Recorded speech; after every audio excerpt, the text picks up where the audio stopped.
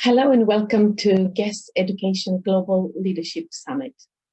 I'm absolutely delighted to be here. My name is Dr. Gilda Scarfe and I'll be moderating today's session. Before we start, I would like to express my gratitude to my wonderful and esteemed guests for accepting the invitation, and I will do a short introduction. So we have Dr. Patricia Perez, who is an associate professor in the International Psychology Department at the Chicago School of Professional Psychology, and has been a core faculty in the International Psychology Department since 2014. We've got Dr. Mette Ledertoug, in postdoctoral in positive education at Aarhus University in Denmark, and she is an MA in educational psychology and positive psychology and has over 20 years of experience within the field of education. Dr. Rosalinda Ballesteros is the director of the Institute for Wellbeing and Happiness at Universidad Tec Milenio, considered the first positive university in the world. And lastly, but not last, Simona Baciu. She is the founder of Transylvania College in Cluj in Romania. And she is also the author of a book called The Teacher Within. So without much further ado, we're going to start talking about well-being in education. Now, we all know that emotional well-being is a very clear indicator of academic achievement, success, and satisfaction later in life. Evidence shows that mental health and well-being programs in schools can lead to significant improvements in children's mental health, but also in the social and emotional skills. However, despite the non-benefits of good well-being provision, there is still a problem. How schools approach implementing well-being in school, how schools, how educators, where they go, how they find the right thing to do. Because obviously in education currently, there is a lot of talk about well-being, there is a lot of exposure and a lot of movement within the well-being arena, but teachers still struggle to do that. So we know that a good school doesn't aim for students just to academically achieve. It aims to develop them in a global citizen, in a caring citizen, but also productive member of the society. So I'm going to start with a question now. What do you think is the most important thing we need to pay attention to support well-being and learning in our schools? And Dr. Mette, we're going to go straight to you, because you've got a vast experience as well in the educational landscape. Yeah, thank you. Under normal circumstances, I will point to engagement as one of the major things that we need to focus on, because we know that engagement affects both the well-being and the academic learning. But under these circumstances, under the pandemic of the COVID-19, I will also point to resilience, to intervention with boosting resilience, because that's much needed in schools today. That's a very good point. And Rosalinda, you have a huge experience being the first university, the first positive university in the world. And also the way how the education system works in Mexico. You are so connected with the high schools. So what is your impression about the well-being, and what is the most important thing that the schools need to do? Well, I would say, again, considering the current conditions in where we need to provide support for students and tools for students and their families, one of the things that we are doing is monitoring emotions. We do an emotions pulse weekly, and of course we find a natural reduction in the amount of positive emotions that people experience, students and even staff experience during that week, and an increase of negative emotions. We have compared our student populations to other similar populations, and Tec Milenio students have more positive emotions, and they do have less positive emotions, but most importantly, they are able to manage on their own these negative emotions that they might fear at any moment of time. So I would agree with Dr. Mette, that we need to focus on resilience, because understanding how these things that you don't control are part of your everyday, and learning how to manage them is very important. So I would say emotions. We also give people tools to increase positive affect on a daily basis, so that they can enjoy their day even if they are facing challenges, and they can choose which exercises to do, and the formats are different formats. But for us right now, the most important thing is monitoring how people are feeling, students and staff, and giving them resources to boost the positive and manage the negative effectively. That's brilliant. Thank you so much, Rosalind. And I think we all experience that as parents as well, not only as educators.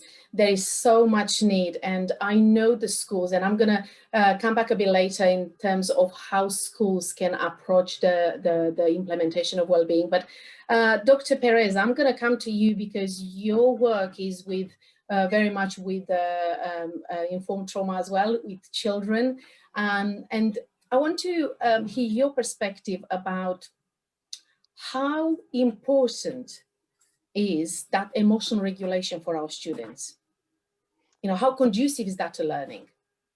Yeah, that's a great question, Dr. Gilda.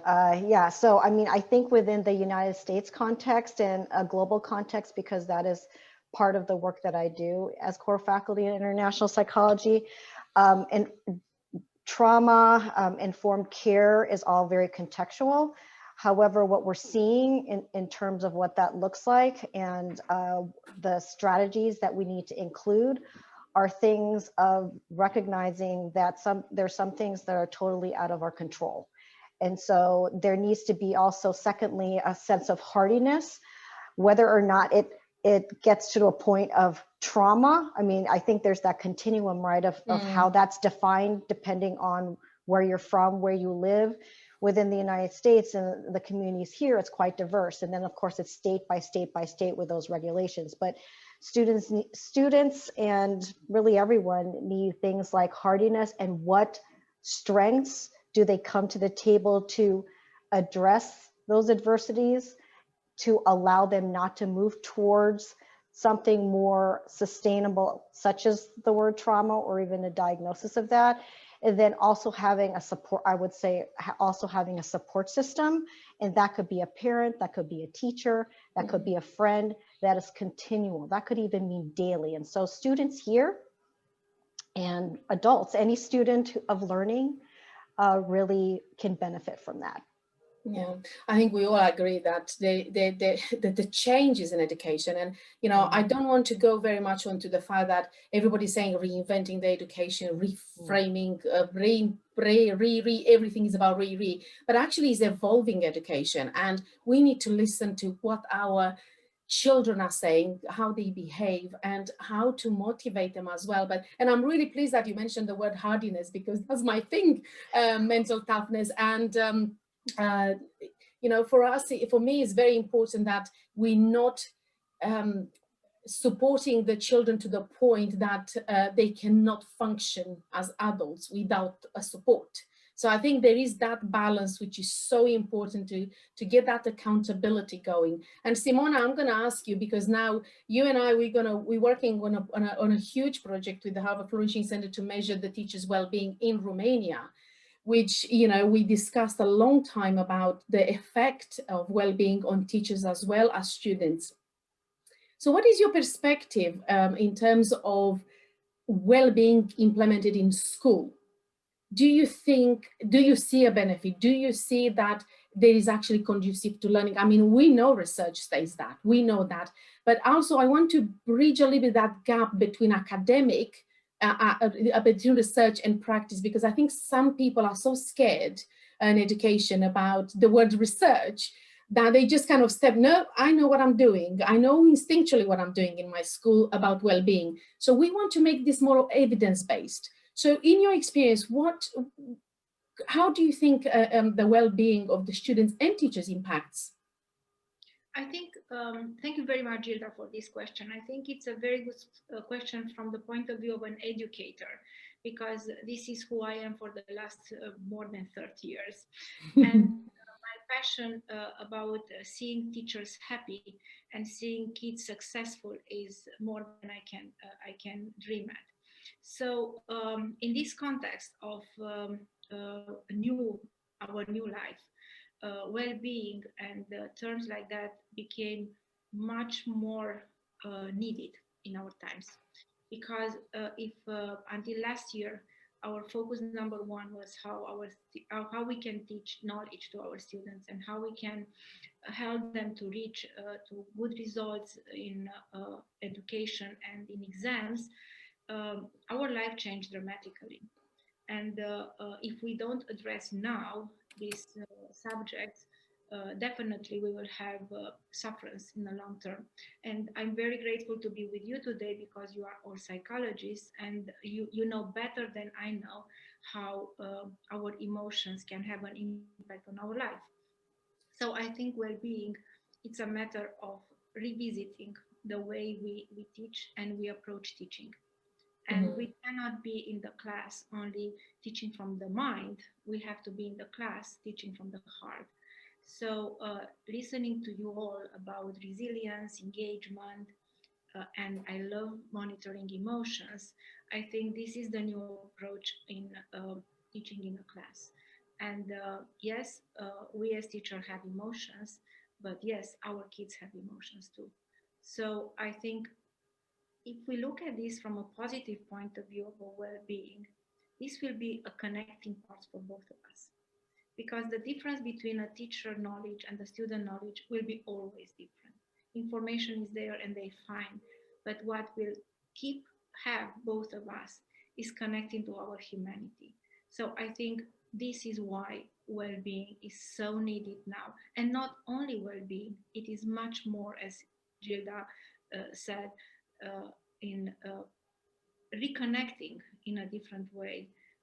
And I think teachers and students will have to look at the things have changed now. And one of the things they will both look, it's how they can approach learning, teaching and learning now. Oh, that's very good. I mean, I've been working on the education space now for about 8 years, and I do get a little bit frustrated with schools, I have to say, because I do understand there is a huge weight on the schools. Time is very, very short. And I totally understand that. And everybody's saying that, you know, we need a system to change. We need the governments to listen more. Now, we are a very small cog in the wheel, but small cogs in the wheel can make a really good wave. So what I'm trying to point out to educators out there, that if you take well-being as a tick exercise, if you take well-being as a something which is the right thing to do for inspection, don't bother. Don't bother, because you do not change. You do not change, you don't empower your students. So I think I'm going to go to you, Rosalinda, because both of our passion, and Dr. Mette as well, for international positive education. We all want our education to flourish. We know that Martin Seligman started his journey many years ago, promoting positive education, showcasing this double helix between academic achievement and well-being. So it's been a lot of discussion and a lot of talk about it. And we sometimes get a little bit frustrated when we see schools listening and they being thirsty for it, but then when it comes to implementation, they come to a halt. So what do you think is the biggest barrier, Rosalinda, in actually a head of school saying, you know what, I want my kids to increase positive affect. I want my kids to be mentally tough. I want my kids to be resilient and to navigate challenges, but I don't know exactly where to start. What will be your advice for these educators who truly want to, but they don't know where to start? Yes, thank you, Gilda. Well, it is difficult. I'm going to talk first about our journey of how we started, because we only started in 2012.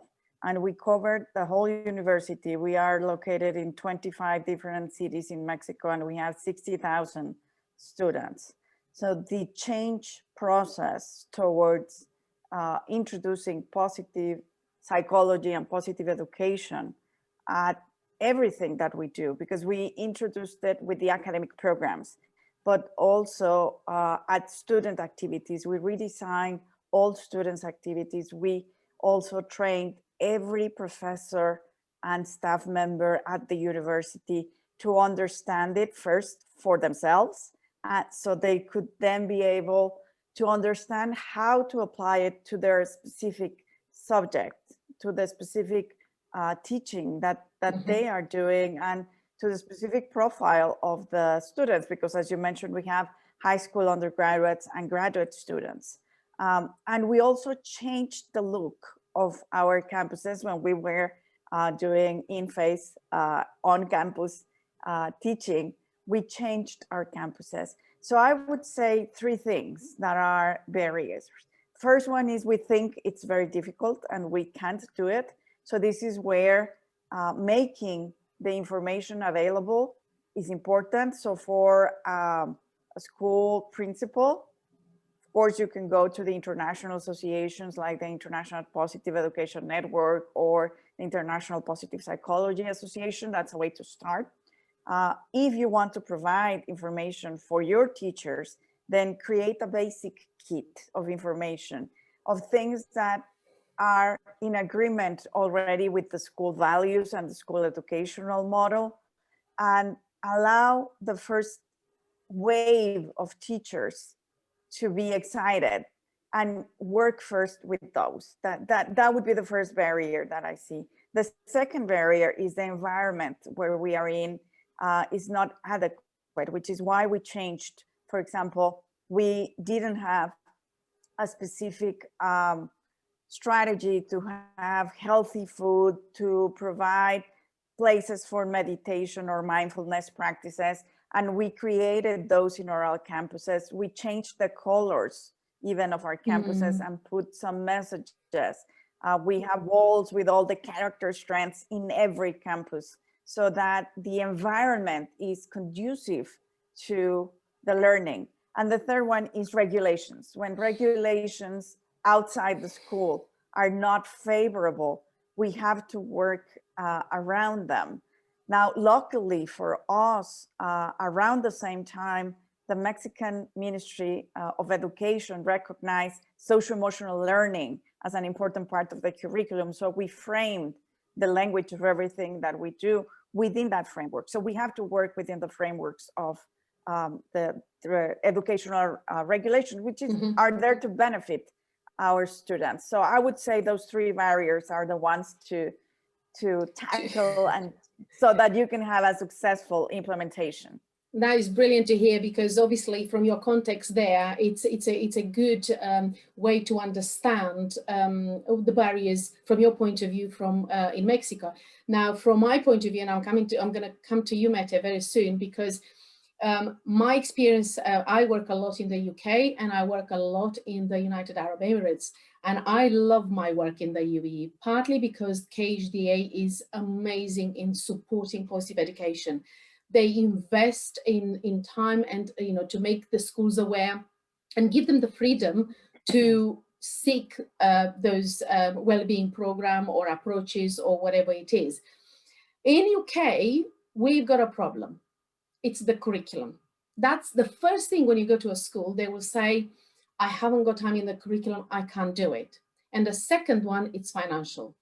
Now, in UAE, it's not necessarily that. So I want to come to you, Mette, because you do a lot of work in Europe. What is your perception? Why do you think it's so hard to implement well-being in schools? Well, first of all, I see a difference between that there are some countries who have implemented a well-being curriculum. So the teachers and the schools are responsible for doing well-being activities or teaching well-being. But a lot of countries, including Denmark, we don't have a well-being curriculum. And that means it is only the academic curriculum that is in focus. And that means that most teachers, they think that the well-being activities can be implemented in the academic content. And it might be, when you are very focused on well-being, then it could be possible. But if you're focused on academic achievement, and for example, if you put kids in groups and you expect them to solve math, they do not necessarily learn to cooperate just because you place them together. It might be necessary with a specific focus on how to treat each other, how to take responsibility, and how to interact with each other. So I think it's a hurdle if you don't focus on both the academic and the well-being, but it would be optimal if you could join them. But I think for the time being, we will need a focus on both academic and well-being. And when we're really, really good at both these two focus, it might be possible just to join them. Yeah, that's a really good point. And I'm going to talk to you about your book on boredom in school, and because I'm very excited. I absolutely love it, because we need to keep our students motivated. But I'm going to come back to that question a little bit later. But I wanted to look at the different form of, I mean, I have to use the word positive education because for me, it's just really that great marriage between well-being and academic achievement. So if you look across the world at different schools which are applying positive psychology at the moment in schools, you will see that there are both many similarities and many differences. So some schools have opted to implement an overarching of the PEG curriculum, a flexible positive education program which focuses very much not just on developing resilience, but on building those positive relations which you just mentioned earlier, which I think that, especially now during the pandemic, we realized how important these connections are, and especially with young people where they don't see themselves face to face. But other schools have created their own well-being curriculum. It's very tailor-made and is very specific to whatever the gaps they have there. And some of the schools are implementing of the PEG. Now we know Australia is quite ahead in terms of implementation of positive education. That's thanks to Martin Seligman. But what I want to ask Trish, Dr. Perez, it's one of the, when we talk about the well-being, we talk about this emotional regulation. It's about connection to learning. And Mette, you mentioned that you really want to see this wonderful marriage between having a confidence, having a good, healthy and functioning young person, but also really intent into learning.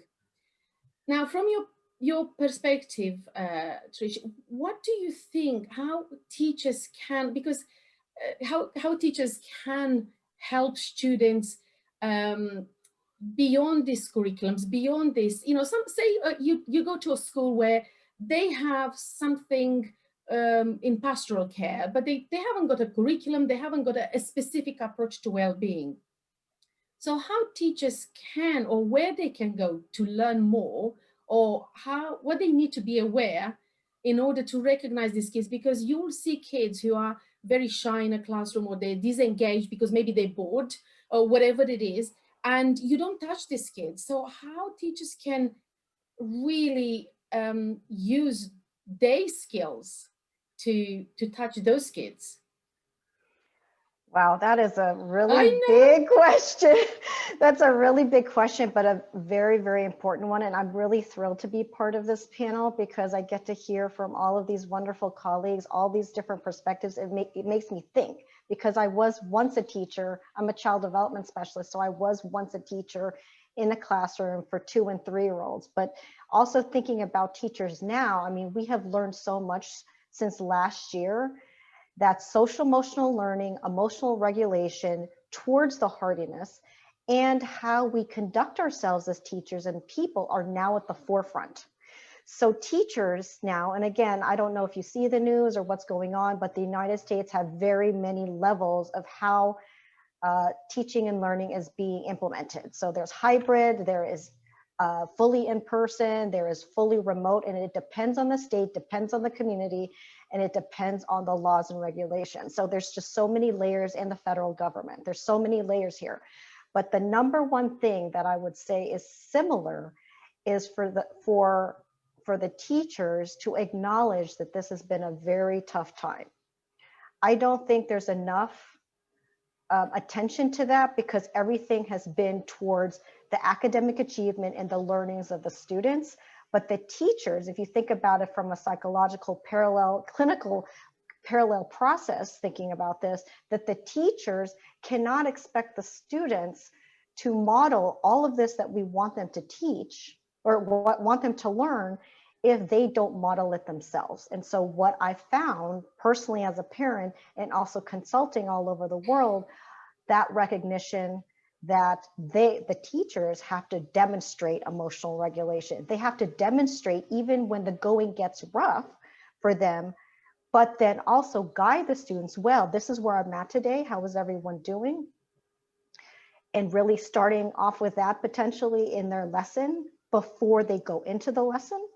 And then, or the two, and then having smaller bites, smaller sound bites, knowing that in some parts of the United States and all over the world, students don't have basic needs. And sometimes the teachers don't have basic needs. So it's quite a privilege for all of us to have internet here, but other people don't have that. The disparity continues to widen. So it's that acknowledgement and being true and authentic that this is what we're all going through. I think Simona brought this as far as our humanity, and that to ask someone else to emotional regulate and then needs to be modeled by the teacher. And I think that's a larger conversation with supervision, with staff, and thinking about that as we see ourselves guiding the leaders of tomorrow, which is our youth. Well, thank you very much, Trish. And I think that takes me to you, Simona, because you and I, we always talk about teacher, you know, how teachers behave in a class, and how, you know, that check-in, which Rosalinda, you mentioned about, that check-in is, how are you doing today? You know, it's just really that human agency, that kind of connectivity, which we all need, because we can't survive in isolation.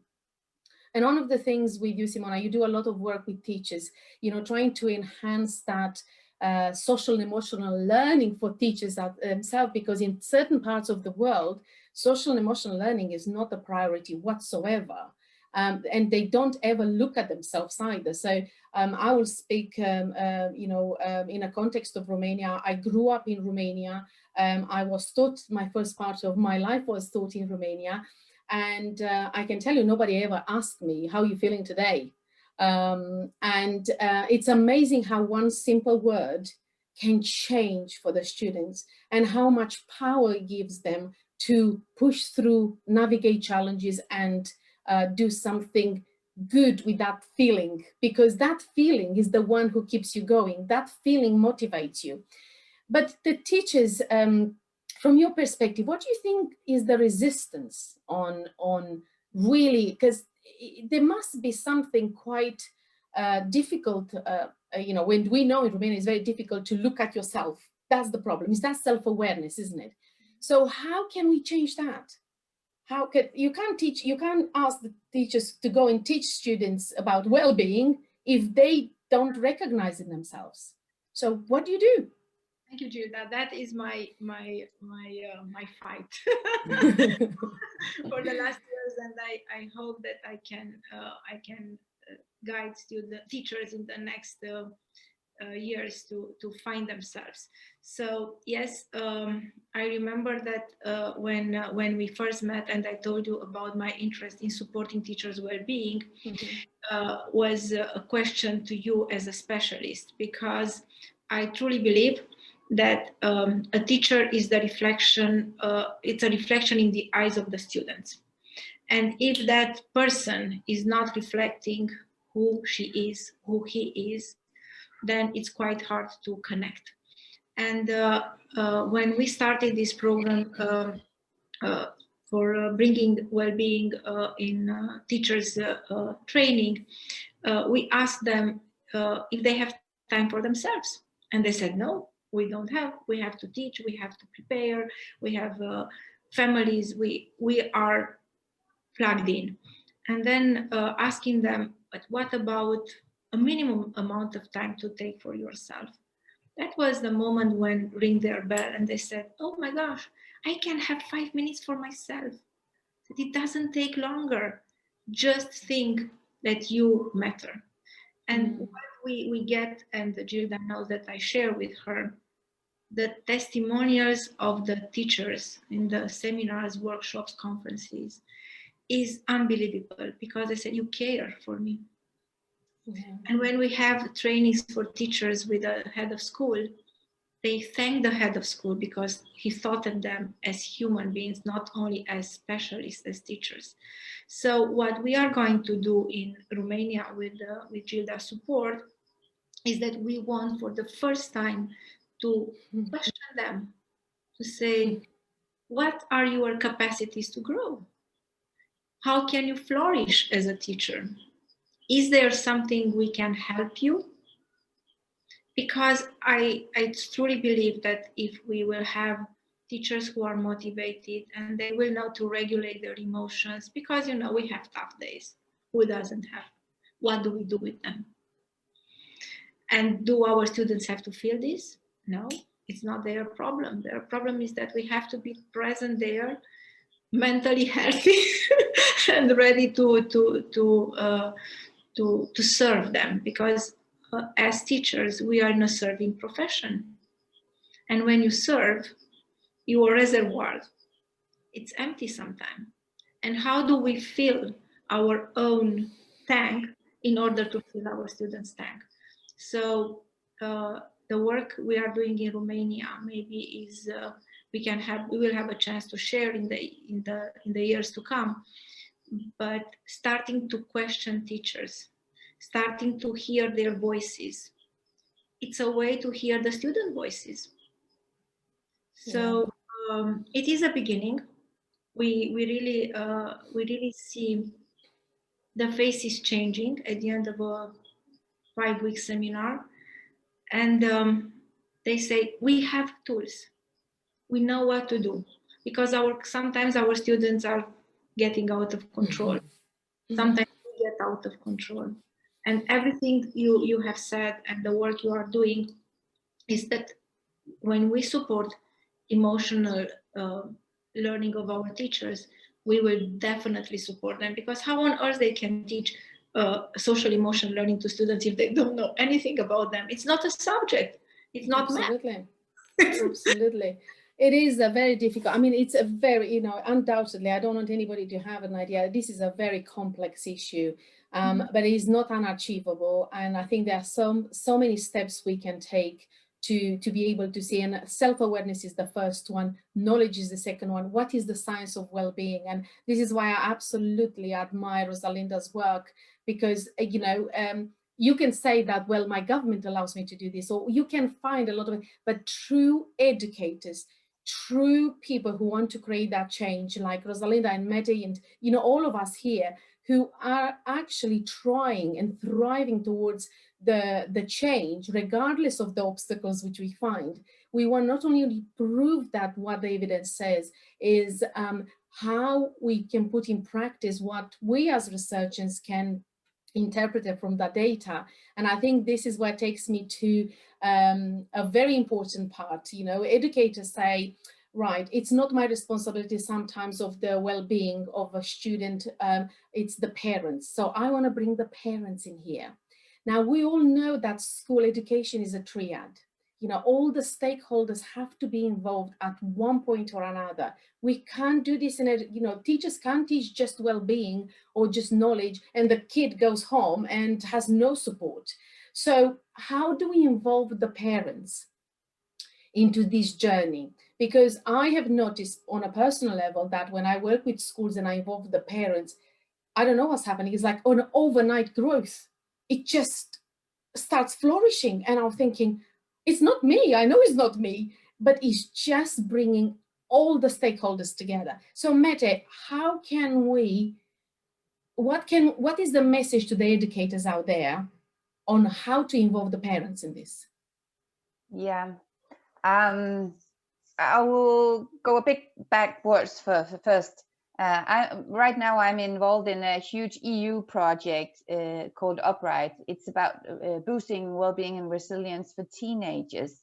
And that's what we call a whole school approach, because we involve both the teachers and the parents and the students. And what we do in order to involve the parents is we have face-to-face family training alongside. It's not at the same time as the teacher training, but they have their own course in well-being and resilience for teachers with the families. And then we have a online portal with knowledge and exercises and information and small video clips for the parents as well. And we've seen that this approach is somewhat successful with the parents, because it's not all of them. It's always, you know, a priority. Do I have the time? Do I have the energy to join in, even though I find it relevant? So even though there's so many parents involved in the project, it's only a small amount of them who actually join the face-to-face training, who actually uses the portal. Wow, that's interesting. So what we see is, as if we bring along the children, the parents, they will attend activities that involve the students. They don't want to say to the children, well, I'm too busy to join this meeting. I can't see your performance, or whatever it is. So you have to think of ways to involve the students and the parents at the same time. Because if it's just for parents, just for their knowledge, just for their skills, some of them will not prioritize it. But bring along the student at the same time, and you'll have this energy. That's a really good. Rosalinda, you wanted to say something. I'm excited about what you're going to say. Yeah. First thing I would say is that before I was in charge of the Institute for Wellbeing and Happiness, I was the head of the high schools. So the 31 high schools that are part of our system. And one of the things that I agree with Dr. Mette is that usually we would always say, you know, the parents that come to these trainings are the parents that are already involved. And sometimes the parents that don't realize that they need these trainings, and so they don't come, are the ones that we need to work more with. So one of the things that we did is that for our high school students, 15, 16 years old, we created a program where parents and their sons or daughters had to come to the training together, but we made groups where your parents would not be with you in the training. So you would be working with someone else's parents or someone else's kids. So what these targeted is, at the end of the session, then they would go together and parents would say, you have really interesting classmates. And you know, the kids would say to each other, your parents are really nice people, or your parents are very interesting. They have really interesting jobs or opinions. And so this created a possibility at that specific age, teenagers, to see each other in a different way than you usually see each other, because you have been together, at least for kids, for all the life that you have those having your parents, so you're used to them. So it helped us a lot to introduce topics. Our framework is the PERMA model: positivity, engagement, relationships, meaning, accomplishment, plus physical well-being and mindfulness. So we would take all those topics and make them in different sections, exercises. But by doing this mixing, it helped also create a closer link to the content, which is what we wanted, but also within the family. And it helped us. And in the end, we did an evaluation survey of how the students felt that this was working. And they were truly able to have better conversations with their parents, and parents were able to help them in their academic work also. And of course, this is now knowledge that is very important, because as Patricia, Dr. Perez was saying, there are many different ways in which we are teaching right now. And one is that parents have to be an active part of teaching, because in many places teaching is being done from this medium, like distance learning, and parents have to take an active role on that. Yeah. I do it myself with my kids, Oh, which I didn't used to do before. Which I didn't, I mean, I would drop them off at school, pick them up and ask how their day was and how homework was. But now I am an active part of their, you know, journey. classroom. Yeah.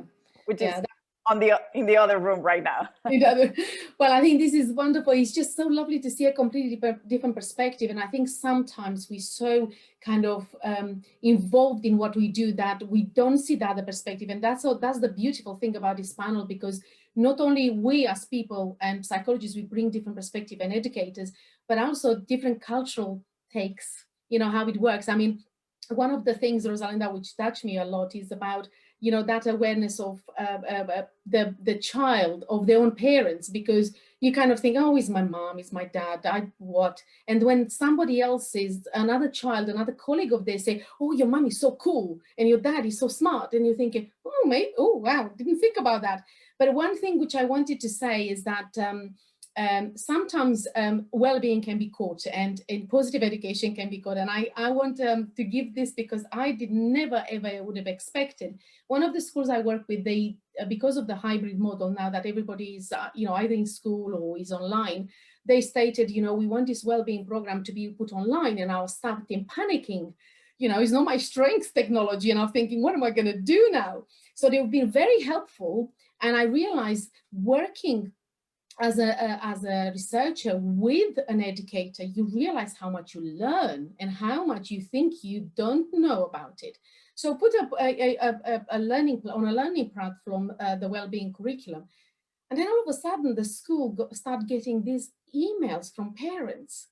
And I say, you know, I walked into my son's room or my daughter's room, and they were doing these funny things. And then I couldn't stop but just be glued to it. And I'm thinking, what is that? You know, we talk about flow, never heard about flow before.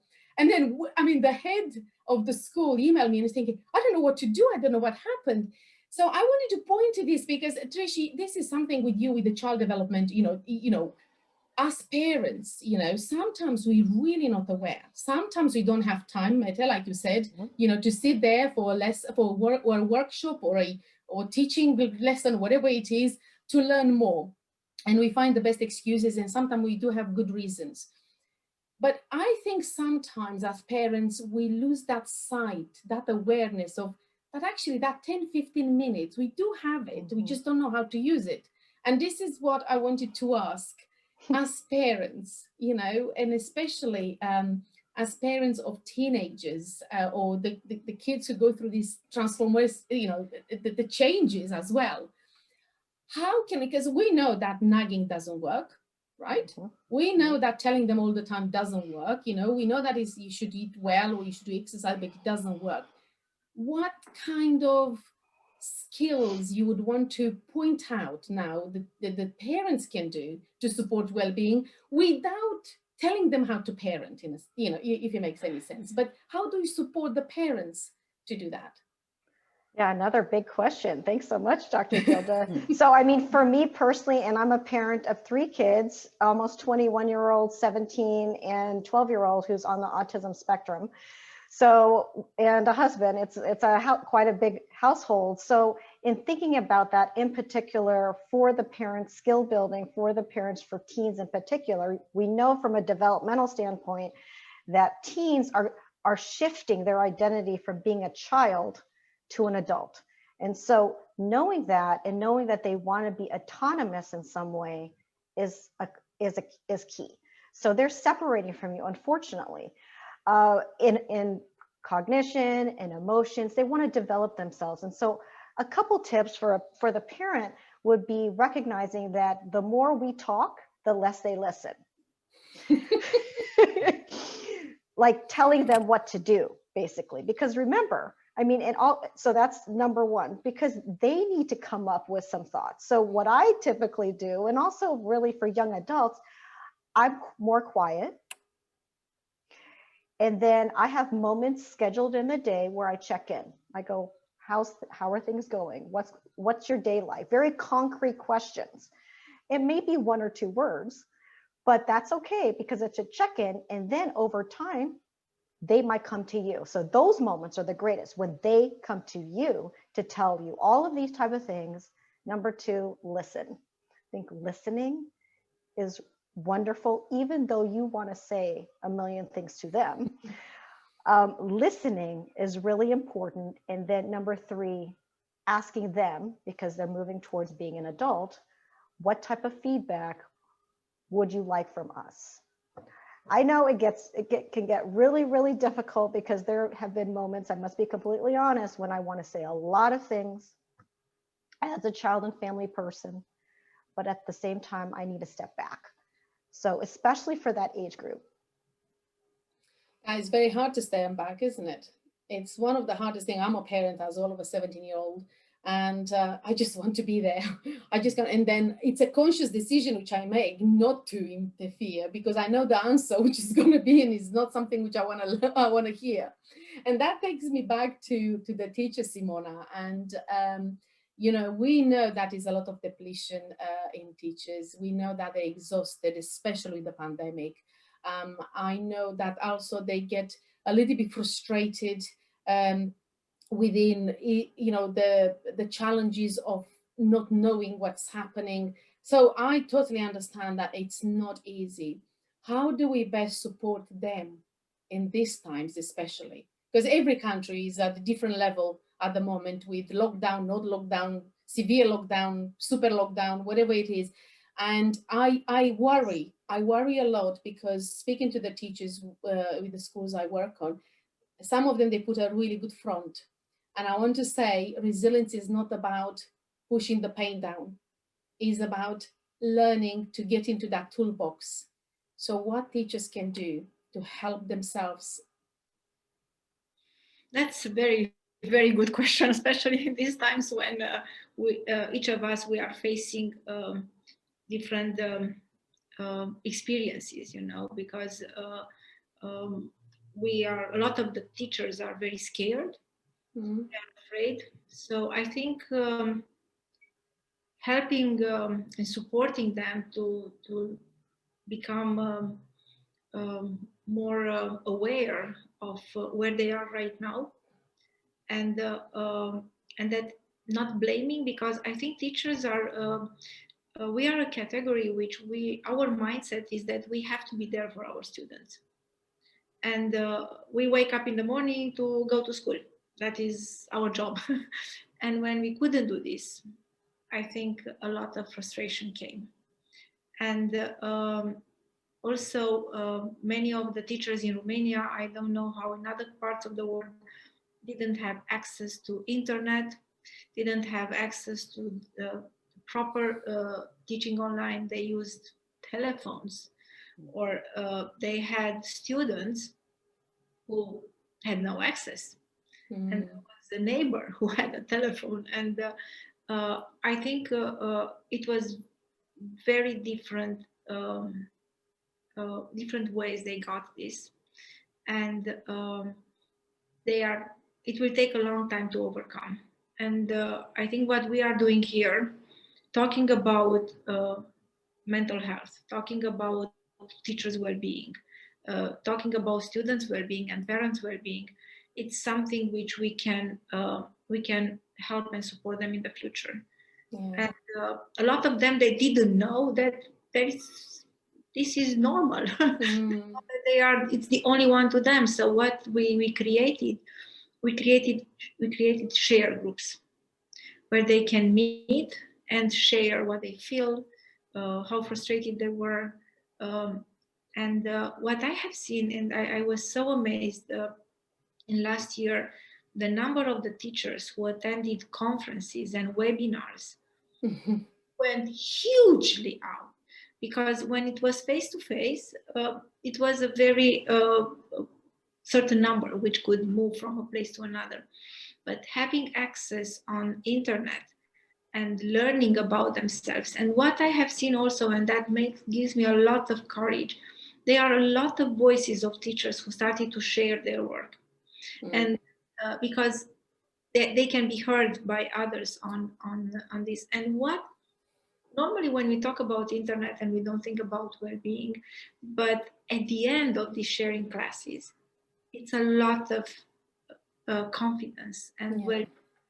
So I think we should encourage this kind of interactions to keep going. We all missed to be face to face, but let's look at the chances we have now to address our world and our support and little tips and tricks for them to do their best. I remember that in the normal times, what we have done for parents and teachers to support them, we started the school, first day of school, it was with the parents, not with the students. So all the parents came to school from 2 years old to 18 years old, and they had actually a day in school. And what we have done now is that we do the same things online. Because we try to keep this connection and to listen. I like very much what you said. And if I would have to answer, my number one was listening. Yeah, I think it's very important, absolutely, undoubtedly. But I think also we need to doing something with my kids, because my kids are grown up now. They start to talk, and of course I want to fix them. I know everything better for them. But my challenge is I speak at the end. It is very difficult, but I think one thing which I would like to point out as well is self-acceptance. I think sometimes when you're in a phase of adversity, in a phase of challenges, we all tend to concentrate very much on the negative side of things. So I think sometimes you have a bad day, recognize it's a bad day, you are allowed to have a bad day. But in the same time, looking at the good things which happen, because they are, despite the pandemic, you know, like I said at the beginning, there are so many connections. People reach out to each other. Researchers reached out to each other. People try to learn to collaborate. They try to make meaningful, not just meaningful connection, but meaningful approaches to a change somewhere. And, you know, previously I was speaking to Rosalinda, and I was thinking the amazing work she has done. And I keep looking and I'm thinking, how can I bring that to life in Europe? Because there are so many gaps which I feel like I have in my approach and others, and the same with Mette, with you in Denmark, and the work you've done, amazing work which you've done, and your book about boredom in school is brilliant. I love that. I have to say that it's something which is so close to some of, I have given your book to some of my schools because I think it's just being aware of your emotions, being able to manage them, but also concentrate on the good things. So pandemic, yes, it's been tragic. It's been, we suffered so much loss. We lost our freedom in a sense. And it's not good, but I still think that so many people have started focusing on that personal growth. You know, Simona, you said that so many teachers are looking online now to attend conferences and everything like that. So I think we need to point that out to the teachers, that there are so many websites, so many good, just don't look at everything, because now everybody seems to be a bit of a trend on well-being, that everybody is a well-being expert. Just check your facts. It seems like we tell our children, our students, right? You know, when you Google something, don't look at the first page. It's not necessarily the right thing. So just make sure that you reach out to people, to researchers. There is a vast world out there where they can support you as educators in school. They can tell you what are the first steps to take towards implementing well-being or positive education, if you want to call it that. But also, Rosalinda, I'm going to come again back to you, because I feel that somehow you're a little bit ahead of the game. You know, the same like how Australia is so ahead of the game with the well-being in schools. And I think you have an active approach towards well-being. So I want to know, how can I awaken that in not only in Europe or in United Arab Emirates, everywhere? How do we actually prioritize well-being? How do we say, look, we know you haven't got time in a curriculum. We know financially maybe it's not viable. How can we encourage not to let go of that and to try to find that really good balance between pointing towards academic and knowledge, because we know the ubiquity of information and the scarcity of knowledge which is out there. So I don't want to go really onto the academic side, But we know that knowledge is not just what it is, you know, in understanding, but well-being is really a precursor of that knowledge. How do we do it? I want to give them hope. I want you to give the educators something that it's possible, it's feasible. Yes. So one option we also take is to do it across the curriculum. Mm-hmm. So you can have a curriculum that it's openly about well-being, but you can also do it across the curriculum throughout the subjects that you already have. So I'm sure that science and math teachers and professors are interested in their students actually achieving the learning goals and objectives that they have, and understanding the things that they are learning, advancing. And so, for example, we ask professors in science and in math, which of the elements of well-being would you think is more adequate for your curriculum? And they said, well, accomplishment, achievement. We want kids to achieve. So we gave them some tips on how to introduce achievement, goal setting theory, and for example, growth mindset exercises throughout their own classes, not teaching per se well-being, but using the well-being tools in the classroom. And other things that we do is, for example, when we design curriculum, because we do this centrally for all our classrooms, we want to teach, for example, positive aspects in leadership, leaders that are good examples, good role models in terms of relationships, in terms of bringing meaning to the things that they do. So when we teach world history, we ask and make exercises that say, is this leader to you a good example of a positive leader? So that's a way to do it across the curriculum without explicitly taking time off the curriculum and saying 1 hour a week or 3 hours a week are towards well-being. It's across the curriculum. It's another option that it's easy. It doesn't take time. It adds value to the time that you already have. Absolutely. Thank you. Now, obviously, time is something, knowledge, and we're going to put something, some resources attached to this recording for you to know where to look, because there are so many places where we can direct you to look for the right resources or for the right knowledge or for the right courses. But one thing which seems sometimes to come across with the well-being from certain educators, they worry that well-being is kind of this fluffy thing. So I'm going to come to you, Mette, on this one, because I want to kill that myth, the same like I want to kill the myth about positivity. You know, because there is such a misconception that well-being is just one of these things or an add-on. And I want educators to really employ that high order of thinking to realize that it is paramount. You know, we all know, you know, at the core of it, putting science aside as such, we know that if we, as a parent, if I have a child who's confident, who has the ability to solve problems, and he has the ability to empathize with people and to be kind, we know that his level of learning is going to increase because he's got a point. So my question to you is, how do we demystify that well-being, you know, kind of soft approach which some people do feel, because we have schools who are really hard on knowledge. They really plow for achieving the best grades, the students to be the best they can, even at the expense of that student's well-being. So how do we make these educators listen how important it is? How do we bridge that gap between research and practice? I think as long as we measure academic achievement as the most important thing for education, then we will not have the right focus on well-being. What we need to measure the well-being as well as an important element, because what we see here is that academic is compulsory, and they will prioritize that as long as that's what they get measured on.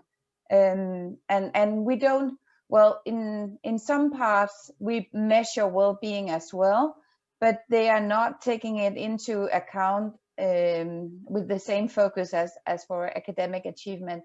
But I think that Rosalinda has a very important point, that you need to make the teachers and the school managers understand that it doesn't mean that when you teach well-being, you just talk to the student about fluffy stuff, but you can actually, if it is a science teacher or whatever, then implement the well-being directly in curriculum if possible. And if you want to have the well-being as a sort of a side order, then there is a lot of well-being programs that is not fluffy, that they can simply apply to the schools.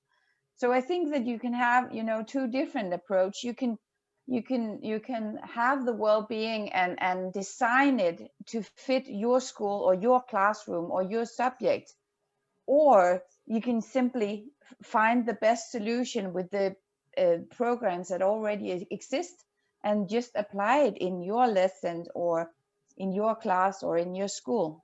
So I think there's two possibilities, and they could be, both of them could work. That's a brilliant advice. And Trish, I'm going to come to you with a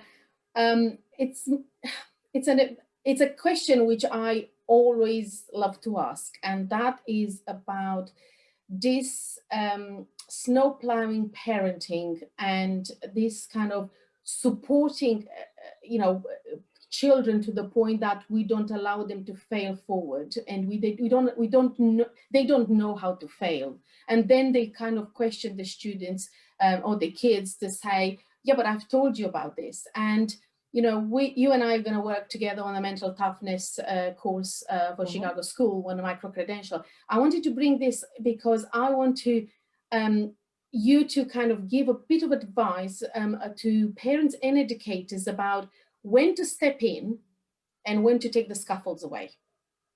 How do we recognize that as educators and as parents? Goodness gracious. Okay. I'm sorry. I'm no, sorry. No, I love these questions, but again, this is the very macro level thought about it.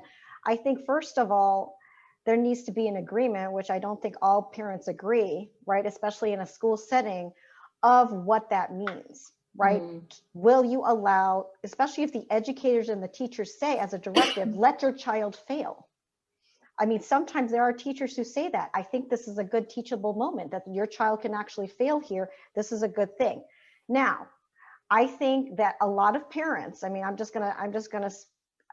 maybe not a lot of parents, but many parents, when they look at education, higher level, A level, O level, AP classes, things like that, look at grades. Okay, so I'm just going to anchor it with grades and how they're actually progressing in courses, that they look at that. And so sometimes, I don't know how the systems are there, but us parents can see it on a portal online. So I don't know if other people can see it, but we can see those grades. So let's just say that your child has, I don't know, a C, and your expectation of a parent, because you're here in the United States, they call it the helicopter parent, because you're hovering around all the time and you want to micromanage your child. So an example would be you click, you look at the grade, and you go, oh my goodness, my child has a D. So in our system, a D is not passing. And your expectation as a parent, and maybe even an educator, is like, wow, I think this child is bright. I think, what is going on? Yes, it's a pandemic, all of these things, but they should be still at this A or B level. So then the helicopter parent might call the teacher, send an email saying, what's going on? What's going on? What's going on? Now that would be an example of not, I mean, depending on the age of the child, yes, right? I mean, obviously, like maybe preteen, middle school, high school, you would not, okay, I don't advise the parent to be the one to handle it. We would advise from, again, a developmental level, is to talk to your child, not punish them about this, and wonder what's going on. But I do know parents who scream at their child, do all of these things with their child, and think that's going to help from a punitive approach, as opposed to what are we learning about this? What is difficult for you? What is easy for you? What are your skills? So maybe, for example, you know that your, again, 17-year-old is really good at music and they have to take physics. And they're maybe not doing well. So how do you bridge physics with music? So using a strength for an area that's not as well, right? They're not doing as well. I mean, that's just one example.